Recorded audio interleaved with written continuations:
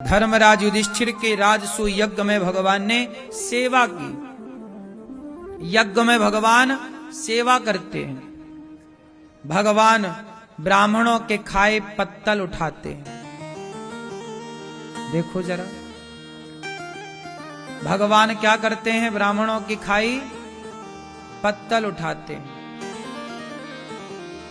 भगवान भी सेवा करते हैं।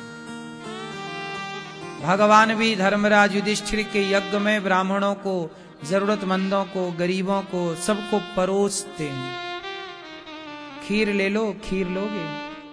भगवान भी खूब खिलाते हैं, खूब खाओ खाओ खाओ।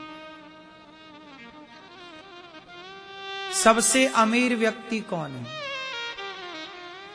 जिसके द्वार से कभी कोई भूखा ना जाता हो, वही सबसे अमीर है। आपके दरवाजे से कोई भूखा चला गया, मतलब आप अमीर कहां हो? आप तो गरीब हो कि आपके द्वार से कोई भूखा चला गया। कोई भूखा ना जाए। आज देखो तुम्हारे द्वार पे गाय आती है। कई घरों में सवेरे सवेरे, दोपहर, शाम कौन आता है? गाय दरवाजे पे आके खड़ी हो जाती है। वो गाय क्यों खड़ी है तुम्हारे द्वार? क्योंकि उस गाय को पता है कि आपके घर से उसे कुछ खाने को मिलेगा। वो कोई पैसे मांगने थोड़ी आई है गाय, रोटी मांगने आई है। तुम्हारे घर से उसे कुछ खाने को मिलेगा। कुत्ता तुम्हारे द्वार पे आ रहा है गली का, मतलब उसे भी उम्मीद है कि तुम्हारे द्वार पर कुछ खाने को मिलेगा।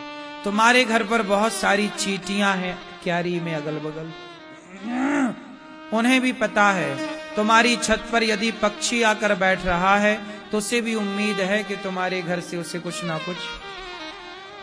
तुम्हारे द्वार पर कोई संत आ रहा है, उसे भी उम्मीद है कुछ खाने को मिलेगा। सारी दुनिया उम्मीद लेके आती है आपके यहां, लेकिन कई बार आप गाय को डंडे से मार के भगा देते हैं। कुछ लोग, आप में से मतलब कुछ लोग, सब नहीं। आपके द्वार से कोई साधु आए तो आप कह देते हो, अरे बाबा जी आप कमा के खा नहीं सकते। कई लोग ये आजकल तो यही कहते हैं, अरे तुम तो हट्टे कट्टे हो, कमा के खा नहीं सकते, भीख मांगने आ गए। हो सकता है वो भगवान ही आए हो तुम्हारे घर को। तुम उपदेश देने लग गए। हम मांग रहे हैं तुमसे रोटी और तुम दे रहे हो हमें ज्ञान। ज्ञान ना खाएंगे हम, रोटी खाएंगे। जो मांग रहे हैं वो दो। तुम्हारा धर्म है कि द्वार पे आया कोई अतिथि भक्त भूखा, उसे रोटी दो। उसे ज्ञान मत दो कि तू कमा के खा। तुम पैसा मत दो 1 रुपया, तुम 1 कटोरी आटा दे दो, तुम अन्न दे दो। तुम रोटी पनी बनाई रोटी, दाल सब्जी चावल परोस भैया, रोटी खाओ। कोई द्वार से भूखा चला जाए तो वो समस्त पुण्य लेके चला जाता है गृहस्थ के घर से।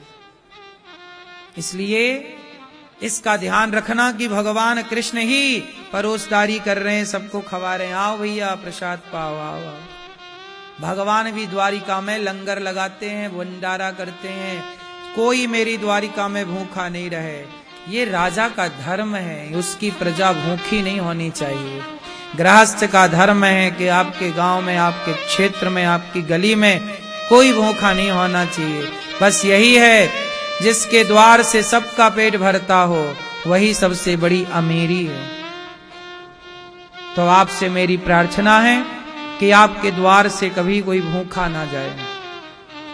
और आप सबके घर में ये दास अनिरुद्ध रोज आता है आप सबसे कहने के लिए कि गौरी गोपाल आश्रम में जो संत आते हैं, गौरी गोपाल आश्रम आपका है, संत आते हैं द्वार पर तो ये मानो कि आपके द्वार पर साधु आए हैं। आप उन संतों को भोजन कराओ तो ये मानो कि आप करा रहे हैं और उसका फल आप पा रहे हैं।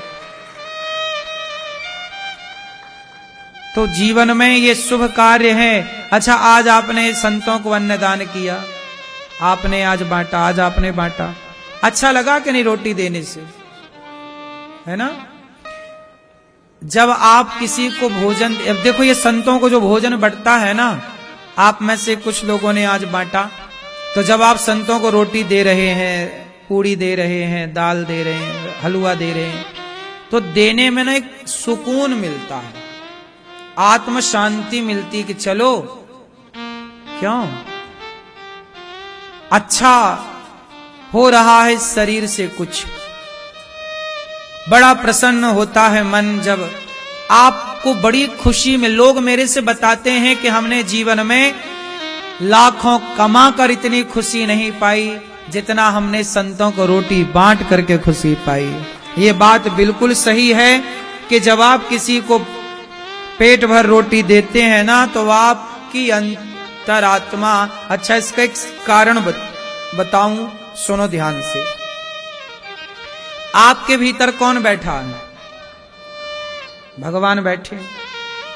जब आप कोई गलत काम करते हो, चोरी करते हो, शराब पीते हो, गलत सोच रखते हो, तो आपके भीतर बैठे भगवान दुखी हो जाते हैं, रे मुझे बिठा कर देखो ये क्या सोच रहा है। क्योंकि हर चीज के साक्षी तो भगवान है, इसलिए भगवान का एक नाम है साक्षी गोपाल।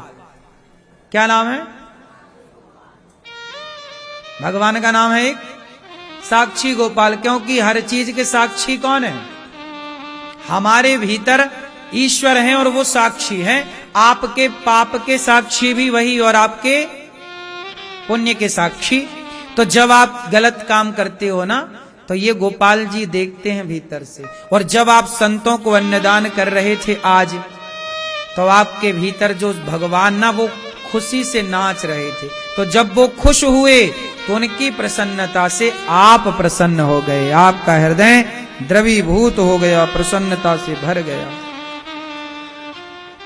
तो जब आप किसी के दुख को दूर करते हैं, किसी की भूख आप मिटाते हैं, किसी की होंठों पे मुस्कान आप भरते हैं, तो आपके लिए भगवान सोचना स्टार्ट करते हैं कि भाई तुमने किसी के लिए सोचा, अब हम तुम्हारे लिए सोचेंगे। इसलिए अन्नदान जरूर करना चाहिए, ताकि आपका धन पावन हो सके, धर्म से जुड़ सके। भगवान धर्मराज युधिष्ठिर का यज्ञ पूरा करते हैं, शाल्व का और दंत वक्र का भगवान उद्धार करते हैं।